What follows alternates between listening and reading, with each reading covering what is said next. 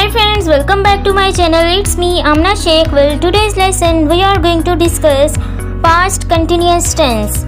With the help of past continuous tense, we will learn how to make different daily conversation English sentences and how we can use this tense in a easy and simple way. Before I start with this lesson, I request you to all to like, share and subscribe to our channel and press the bell icon for all updated lessons regarding English language and literature. Move to our topic. Let's get started.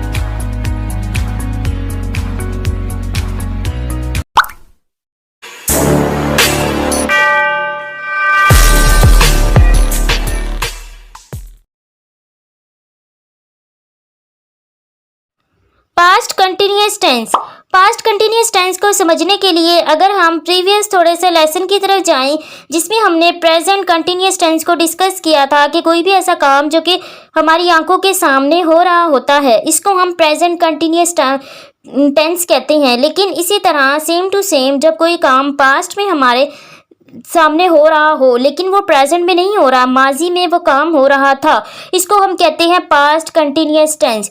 Continuous यानी कोई चीज़ continue है और past यानी कि हमारा माजी। Past continuous tense को हम प्रोग्रेसिव टेंस भी कहते हैं।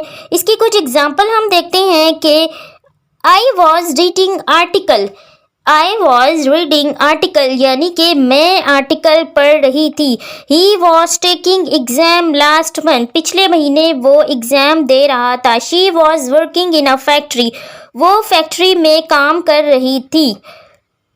इट वॉज रेनिंग येस्टरडे, पिछले दिन बारिश हो रही थी, यानी कि हो रहा था या हो रही थी। इस तरह के कुछ सेंटेंसेस जो होते हैं इनको हम पास्ट कंटिन्यूअस टेंस कहते हैं, क्योंकि कोई भी काम जब माजी में हो रहा होता है इसको हम पास्ट कंटिन्यूअस टेंस के ज़रिए ट्रांसलेट करते हैं, ना कि प्रेजेंट कंटिन्यूअस टेंस। अगर यहाँ पर होता वॉज की जगह हम इज़ एम आर का इस्तेमाल करते तो उसे ये हमारे पास्ट टेंस बन जाता प्रेजेंट कंटिन्यूअस, क्योंकि हम यहाँ पे वॉज या वर का इस्तेमाल करेंगे तो ये हमारे पास है पास्ट कंटिन्यूअस टेंस। अगर हम इसके स्ट्रक्चर को देखें, इसका स्ट्रक्चर बहुत सिंपल है।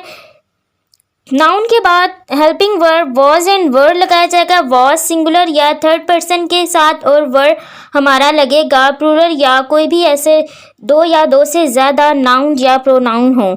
इसके साथ ही हम V1 यानी वर्ब की first form plus ing form का इस्तेमाल करते हैं सिंपली।